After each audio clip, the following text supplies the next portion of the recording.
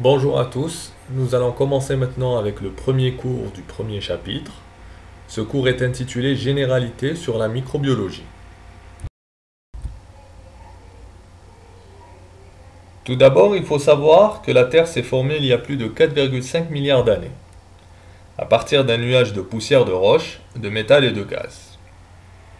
Les premiers organismes vivants sont apparus dans le milliard d'années qui a suivi. Ce sont les premiers micro-organismes prokaryotes.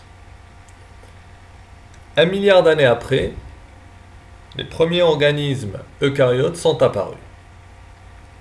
Comme vous le voyez à l'image, les organismes vivants supérieurs, comme les plantes et les animaux, sont apparus bien après.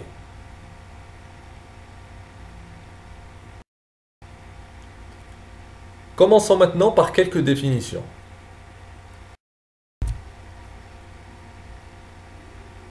Pour pouvoir définir le mot microbiologie, commençons par le diviser. Micro vient du terme mikros, qui veut dire en grec petit. Bio, qui vient du terme bios, qui veut dire vie. Et logos, qui veut dire science. Donc, en résumé, la microbiologie est la science qui étudie les organismes habituellement trop petits pour être vus à l'œil nu. Ils sont donc microscopiques. Ces organismes sont appelés également micro-organismes. Passons maintenant à la deuxième définition. Le terme micro-organisme, appelé également microbe,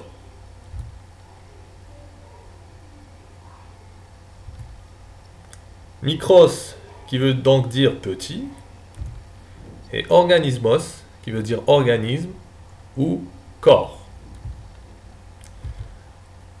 Donc les micro-organismes sont des organismes invisibles à l'œil nu, car ils sont trop petits. Voici maintenant quelques informations générales sur les micro-organismes. Le point commun entre tous les microbes, c'est leur taille. Elle est généralement inférieure à 1 mm.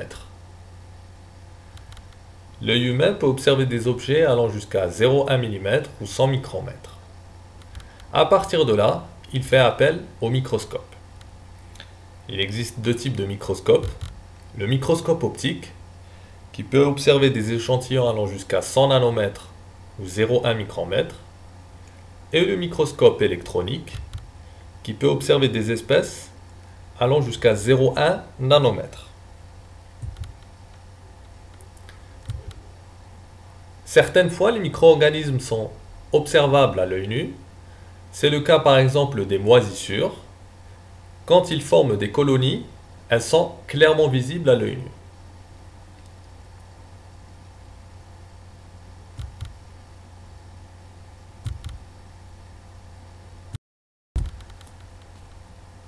Nous avons vu la taille, maintenant deuxième information. Les micro-organismes sont ubiquitaires. Retenez bien ce terme car il veut dire que nous allons les retrouver dans tous les milieux. Dans l'air, dans l'eau, dans le sol et même parfois dans la glace. Il existe plusieurs types de micro-organismes. Tout d'abord, nous avons les bactéries. Ce sont des micro-organismes unicellulaires, c'est-à-dire composés d'une seule cellule, et prokaryotes. Ils n'ont pas de noyau véritable. Les bactéries sont étudiées en bactériologie. Deuxième type, les protozoaires. Proto qui veut dire primitif, et zoaire qui vient du terme zoa, qui veut dire animal. Donc ce sont des micro-organismes qui ressemblent dans certaines caractéristiques aux animaux, mais les protozoaires sont unicellulaires. Les protozoaires sont étudiés en parasitologie. Troisième type, ce sont les microalgues, ou appelés également algues microscopiques. Ce sont des micro-organismes eucaryotes, étudiés en phycologie. Ils sont souvent unicellulaires et parfois pluricellulaires.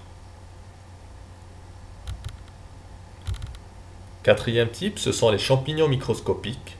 Nous avons deux grands types de champignons microscopiques étudiés en mycologie.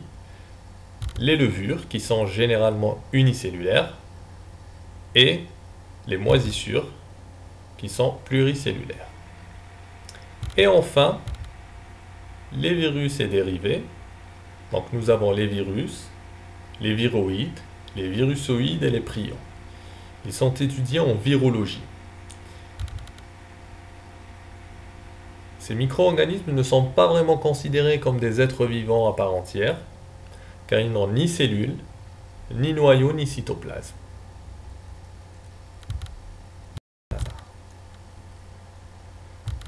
Les micro-organismes peuvent être classés selon différents critères. Le premier, c'est en fonction du nombre de cellules que renferme l'organisme. Nous avons les micro-organismes unicellulaires, c'est-à-dire dont le corps est composé d'une seule cellule. C'est le cas des bactéries pour les micro-organismes prokaryotes. Et c'est le cas également pour les protozoaires, les levures et les microalgues unicellulaires pour les micro-organismes eucaryotes. De l'autre côté, nous avons les micro-organismes pluricellulaires. Donc, comme nous le voyons à l'image, ils sont composés de plusieurs cellules.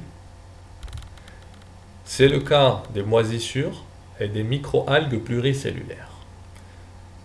Une chose à savoir, très importante, c'est que chez les micro-organismes pluricellulaires, les cellules sont identiques. Elles sont égales. On dit que ces cellules sont indifférenciées. Il n'y a pas de tissus et d'organes différents. L'organisation est simple. C'est-à-dire que si on prend la première cellule et la dernière cellule, elles sont identiques et elles ont la même fonction. Ce qui n'est pas le cas par exemple chez les organismes évolués comme les plantes, dont les cellules sont différentes chez la tige, chez la feuille ou chez la fleur, car chacun de ces organes a une fonction précise. C'est le cas également chez les animaux.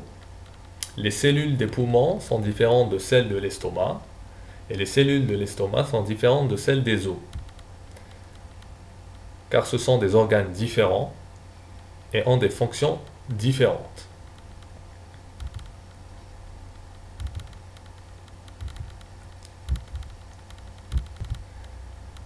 Certains micro-organismes sont dits acellulaires, A qui veut dire sans, donc il ne contient pas de cellules.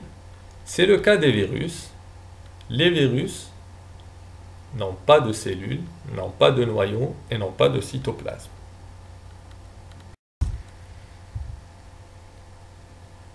Deuxième critère de classification des micro-organismes,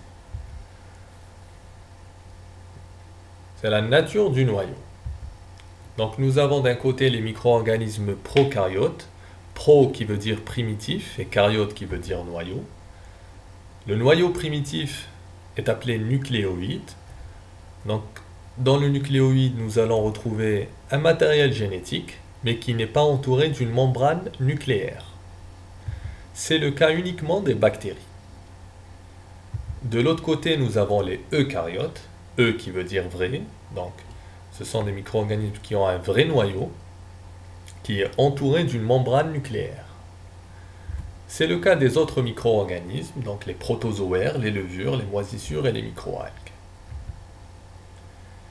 Nous avons également des micro-organismes acaryotes, A qui veut dire sans, donc sans noyau. C'est le cas des virus et de leurs dérivés, qui n'ont donc ni cellules, ni noyau.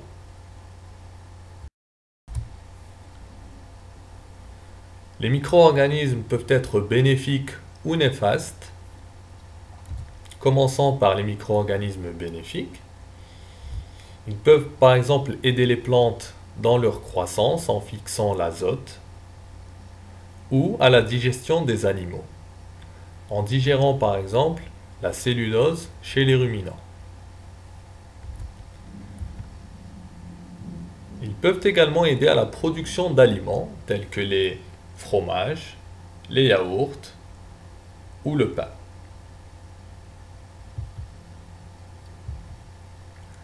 De l'autre côté, nous avons des micro-organismes néfastes.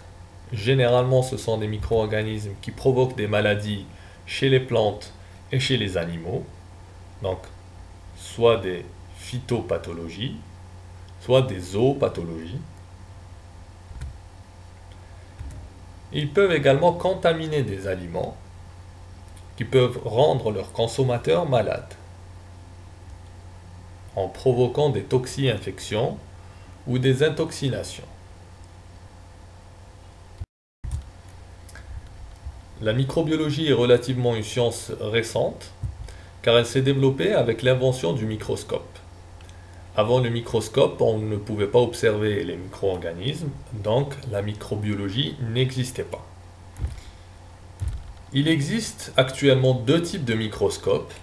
Le microscope optique qui utilise une source lumineuse pour pouvoir observer l'échantillon et le microscope électronique qui va utiliser une source d'électrons pour mettre en évidence le matériel observé.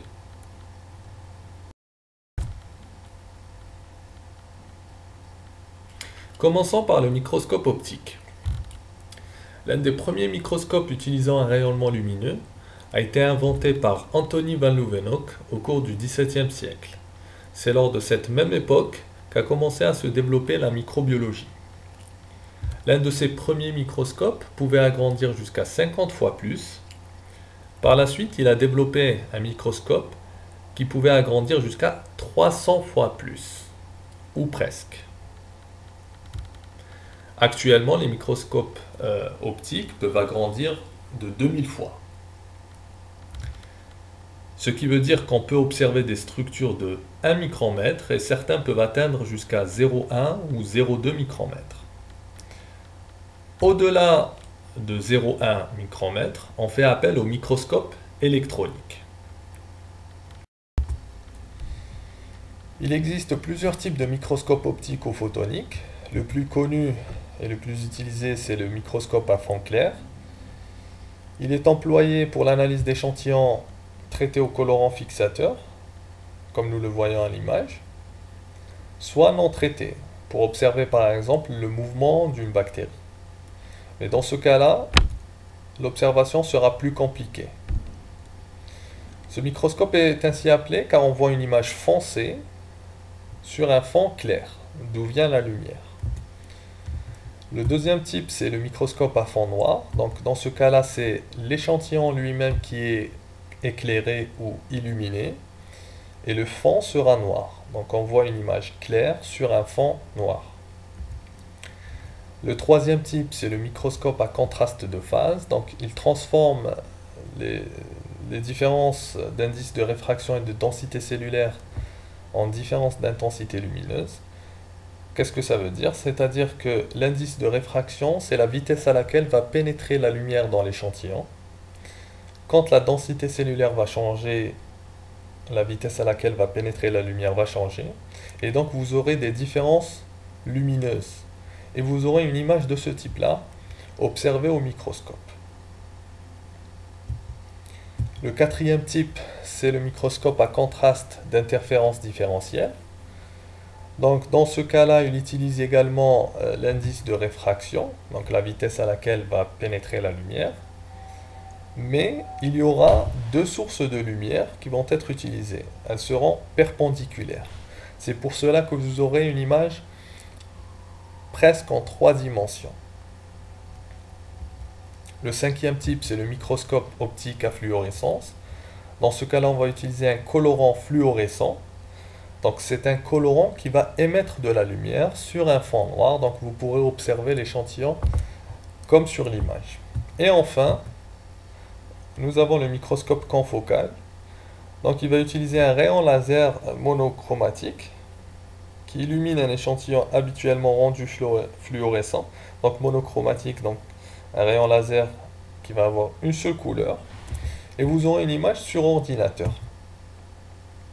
Il va former ce type d'image en 3 dimensions.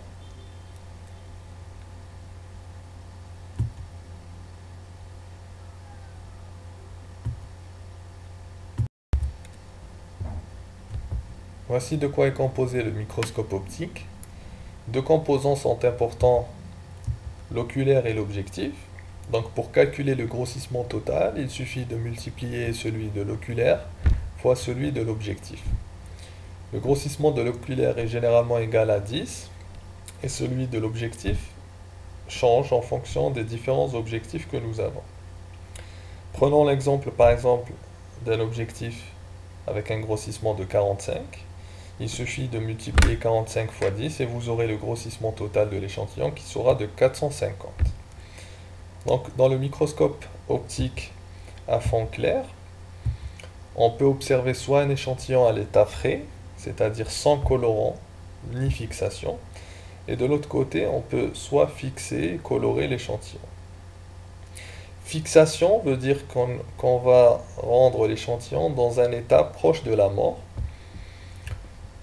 où il ne pourra ni se déplacer, ni s'autodétruire avec les enzymes qu'il contient.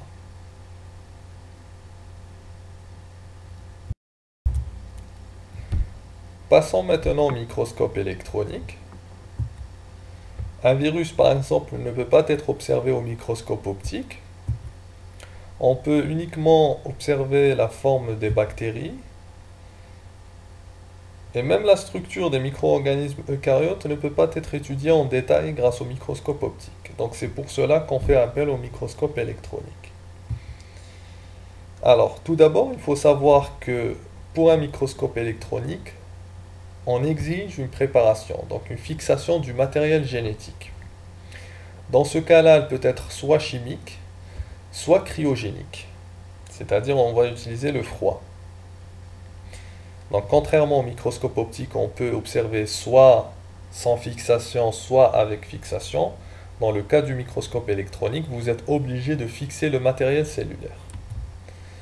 Ensuite, on va utiliser un faisceau d'électrons. Contrairement au microscope optique où on utilise un faisceau lumineux, dans ce cas-là, on va utiliser des électrons.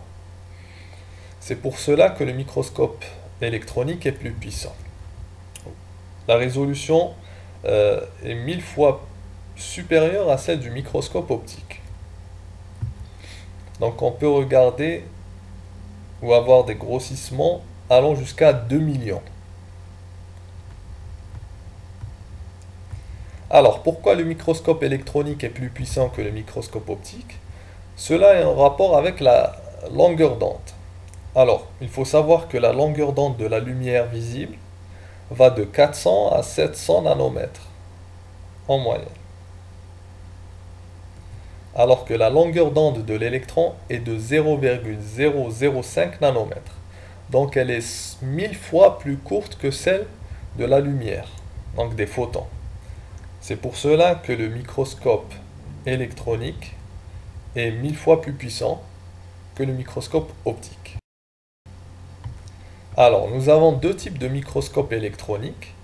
Le microscope électronique à transmission et le microscope électronique à balayage. Donc, on utilise l'un des deux en fonction de notre besoin. Si on veut observer l'ultrastructure d'une cellule, on va utiliser le microscope à transmission. Que veut dire l'ultrastructure? Donc, la composition interne d'une cellule. Comment on aura une image sur l'ultrastructure? C'est que l'électron va traverser l'échantillon. Alors que pour le microscope électronique à balayage, comme son nom l'indique, l'électron va uniquement balayer l'échantillon. Donc, il ne va pas traverser l'échantillon, mais va uniquement balayer la surface. Et on aura une image en relief, donc en 3 dimensions, pour obtenir la forme générale de l'échantillon. Donc voici à quoi ressemble une image obtenue grâce au microscope électronique à transmission. Vous avez les composants internes de la cellule qui apparaissent. Et voici une image obtenue grâce au microscope électronique à balayage. Donc voici un microscope électronique à transmission, à quoi il ressemble. Donc vous avez en haut un canon à électrons qui va propulser des électrons. Ces électrons vont traverser l'objet à observer. Et au final, vous aurez un détecteur à électrons qui va détecter les électrons qui vont arriver, donc ceux qui vont pénétrer et qui ne resteront pas bloqués au niveau de l'échantillon. Et on aura une image au niveau de l'ordinateur. De l'autre côté, vous avez le microscope électronique à balayage. Dans ce cas-là, l'échantillon, l'électron ne va pas pénétrer l'échantillon, mais il va uniquement le balayer en surface et les électrons vont être retranscrits sur un détecteur. Ce détecteur va nous donner une image en 3 dimensions.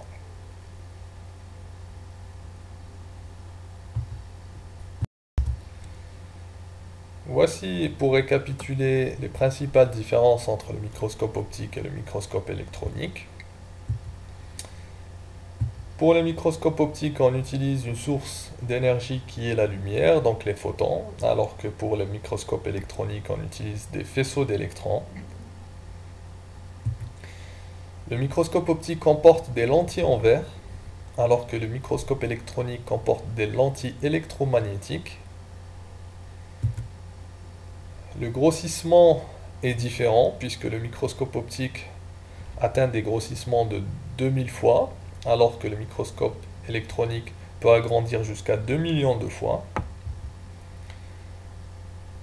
Le microscope optique atteint une résolution de 0,1 à 0,2 micromètres. Et le microscope électronique va bien au-delà avec 0,05 à 1 nanomètre.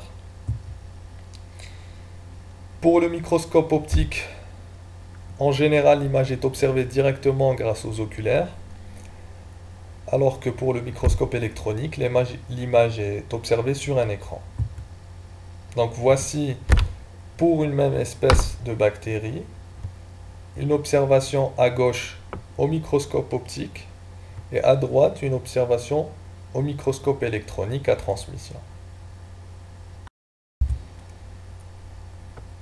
Comme nous l'avons dit tout à l'heure, l'histoire de la microbiologie est relativement récente. Il existe 3 dates marquantes ou 3 étapes marquantes. La première, c'est la découverte d'Antoni van Leeuwenhoek, qui a fabriqué le premier microscope optique ou la loupe, qui est composée d'une seule lentille. Et grâce à sa découverte, il a pu observer les premiers micro-organismes, qu'il appela à l'époque les animalcules. Ensuite, il y a eu les découvertes du 19e siècle, grâce notamment à Louis Pasteur, qui réfute les thèses avancées à l'époque sur la génération spontanée, selon laquelle les micro-organismes provenaient de matière organique morte, non vivante.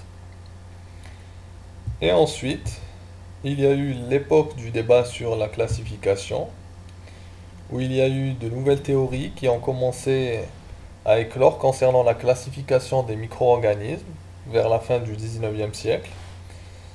Et la contribution de Linné que nous voyons à l'image a été contestée. Plusieurs classifications sont apparues par la suite. L'une des premières dates marquantes a été l'invention du microscope. Il a été inventé par Antoni van Leeuwenhoek. Voici à l'image l'un des premiers microscopes qu'il a développé. Il a pu, grâce à son invention, observer les premières bactéries. Il a pu également observer les premiers prokaryotes et les levures. Il rassemble tous ces micro-organismes à l'époque sous le nom de animalcules. Comment fonctionne son microscope? Alors il suffit de mettre l'œil au niveau de la lentille et de mettre l'échantillon à observer ou la gouttelette à observer au niveau du porte-échantillon. Et ainsi il pourra observer les micro-organismes. Voici d'ailleurs l'un de ces dessins lors de l'observation de certaines bactéries.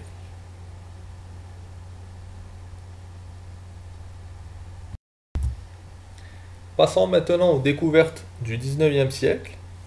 L'une des plus importantes d'entre elles fut celle de Pasteur, qui prouve grâce à sa célèbre expérience avec les flacons à colle de cygne que les micro-organismes ne pouvaient pas apparaître spontanément, ce qu'on appelait à l'époque la génération spontanée, mais qu'ils existaient autour de nous, dans l'air, dans l'eau, dans la terre, etc. Donc cette théorie de la génération spontanée disait que les micro-organismes pouvaient naître à partir de matière morte ou de matière organique. Pasteur, grâce à son expérience, a pu prouver le contraire. Donc voici l'expérience de Pasteur. Il a pris des flacons avec un col de cygne, il a chauffé le liquide nutritif ou le bouillon qui était présent à l'intérieur des flacons.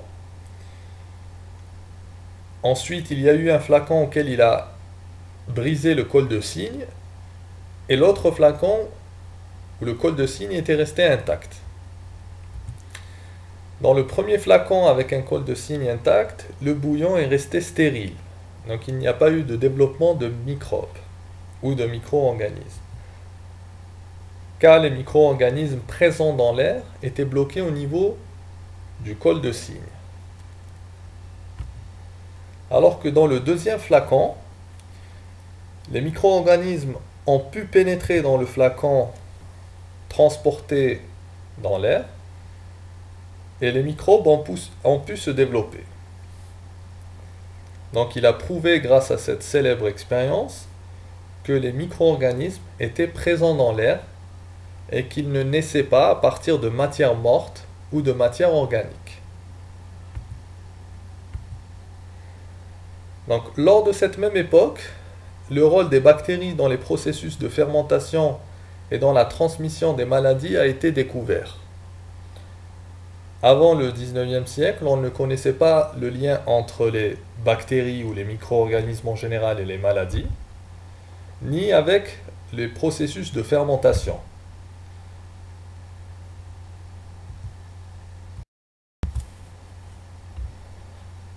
Ensuite, il y a eu l'époque du débat sur la classification des micro-organismes. La première classification a été faite par Linné lors du XVIIIe siècle, où il a classé les micro-organismes dans le règne végétal. Par la suite, plusieurs classifications ou plusieurs auteurs sont venus contredire cette contribution. Commençons par la classification de Linné, qui a classé le monde en 3 règnes: un règne non vivant, le règne minéral, et 2 règnes vivants, le règne végétal et animal. Par la suite, il y a eu Haeckel qui a proposé en 1866 une classification en 3 règnes, où il a repris le règne des plantes et le règne animal. Il a rajouté un 3e règne appelé protiste, qui renferme la plupart des micro-organismes, dont les bactéries, les protozoaires, les algues unicellulaires, les champignons unicellulaires. Par la suite est venue la classification de Chatton en 1937, suite à l'invention du microscope électronique, qui a classé les êtres vivants en 2 empires, les prokaryotes et les eucaryotes, en fonction de la présence ou non d'un véritable noyau. On retrouve chez les prokaryotes les bactéries, et les autres micro-organismes sont classés chez les eucaryotes.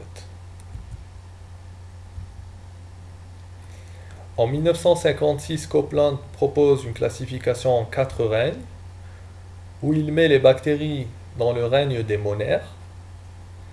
Les protistes renferment les champignons microscopiques, les algues microscopiques ainsi que les protozoaires. Et nous retrouvons également les 2 règnes, les plantes et les animaux. En 1969, Whittaker propose une classification en 5 règnes, où il reprend les monères, donc qui renferment les bactéries, les plantes et les animaux, mais cette fois-ci les protistes sont divisés en 2 groupes. Nous avons les protistes, donc ils gardent le même nom, qui renferment les protozoaires et les algues microscopiques, ainsi que les fungi, qui renferment les champignons microscopiques et les champignons supérieurs. Par la suite, en 1977, Wiese et ses collaborateurs proposent une classification en 6 règnes, où ils divisent les monères en 2 groupes, ou 2 règnes, les eubactéries et les archées. Cette classification vient suite au développement des méthodes moléculaires qui utilisent l'analyse des ARN Viseux et ses collaborateurs en 1990 proposent également une classification en 3 domaines, les eubactéries et les archées, ainsi que les eucaryotes. Cette classification se base sur l'ARN ribosomique, et c'est celle qui est utilisée actuellement par les microbiologistes.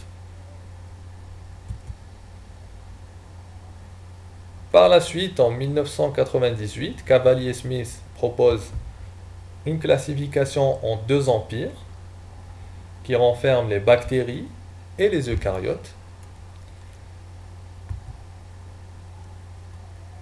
Les eucaryotes renferment 5 empires, 5 règnes avec les chromystes ou les algues microscopiques, les protozoaires, les fungi qui renferment les champignons microscopiques, les plantes et les animaux, en plus du règne des bactéries.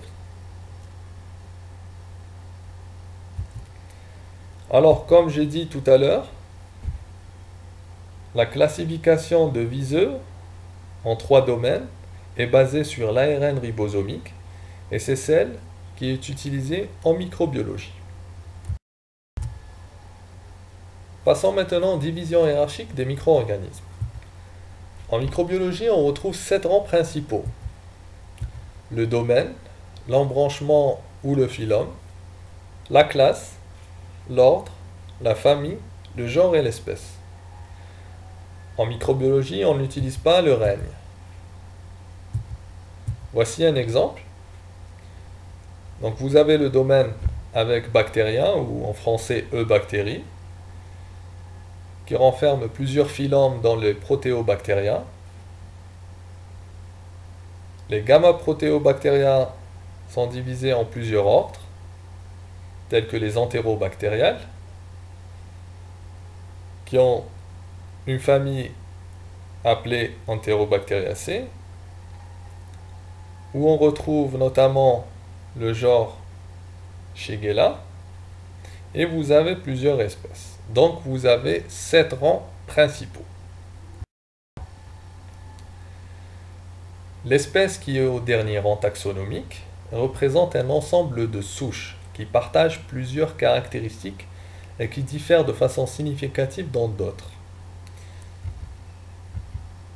Donc vous avez des souches qui diffèrent biochimiquement ou physiologiquement, on appelle ça des biotypes.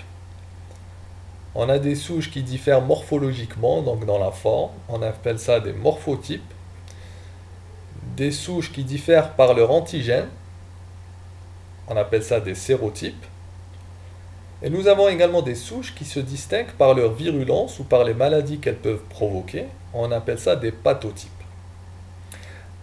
Donc pour répéter, les espèces peuvent renfermer plusieurs souches, et parfois ce sont les sous-espèces qui renferment plusieurs souches.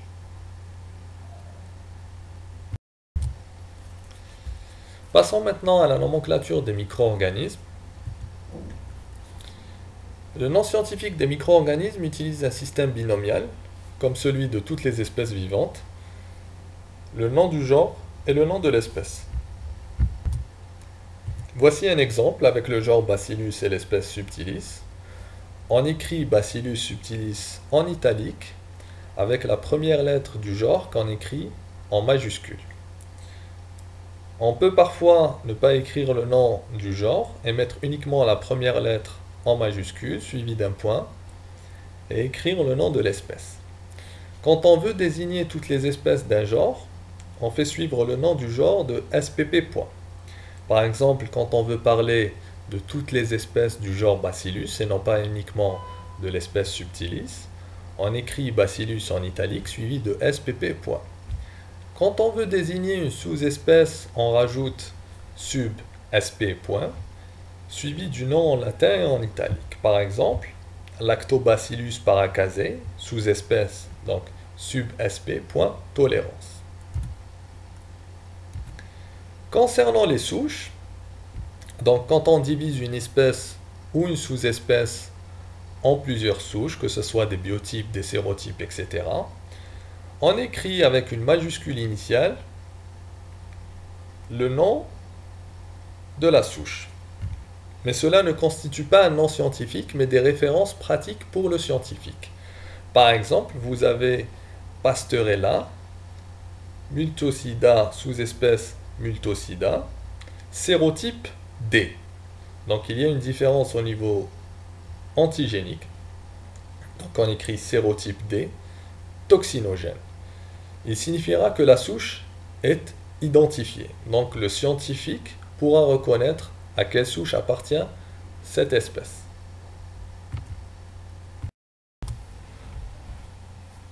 Nous allons finir par la relation des micro-organismes avec leur environnement. Les micro-organismes peuvent survivre seuls dans un milieu, donc en l'absence d'un hôte. Ils peuvent également survivre en présence d'un hôte, c'est-à-dire avec une plante, un animal ou un être humain. Commençons par le premier cas. Les micro-organismes sont dits saprophytes. Ce terme est important puisqu'il veut dire qu'ils se nourrissent de matière organique morte présente dans l'environnement. Dans un sol, par exemple, la flore microbienne tellurique, qui est présente dans la terre, participe activement à la décomposition de la matière organique, ce qu'on appelle minéralisation. Une plante ne peut pas assimiler la matière organique, donc les micro-organismes aident les plantes en décomposant cette matière, que ce soit les bactéries ou les champignons. Il est à noter également que depuis que les humains ont appris à domestiquer les micro-organismes, ils ont pu produire des produits alimentaires plus développés tels que le pain, le fromage, la bière, le vin, etc.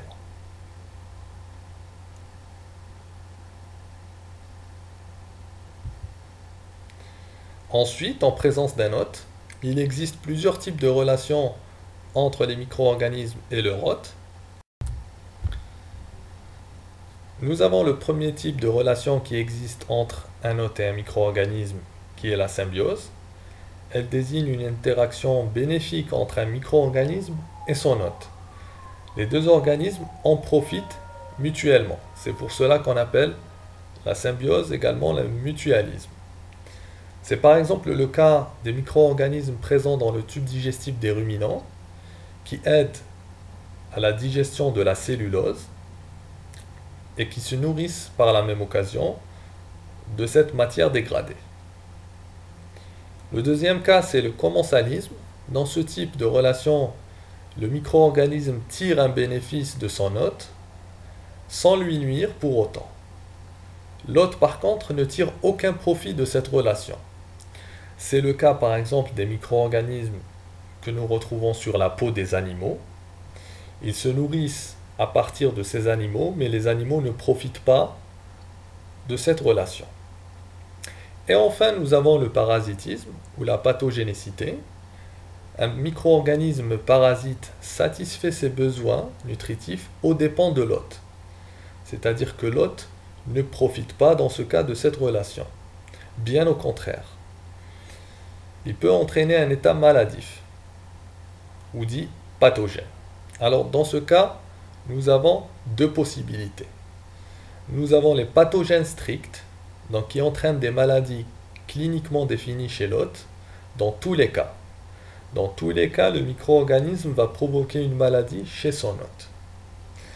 Et nous avons les pathogènes opportunistes, qui vont produire une maladie chez l'hôte, mais quand il a une défense immunitaire affaiblie, ou une immunodéficience. Pour récapituler, voici un tableau qui va nous montrer ou résumer la relation entre un hôte et un micro-organisme. Donc nous avons la symbiose où le micro-organisme tire profit, donc c'est positif pour le micro-organisme, mais également pour l'hôte.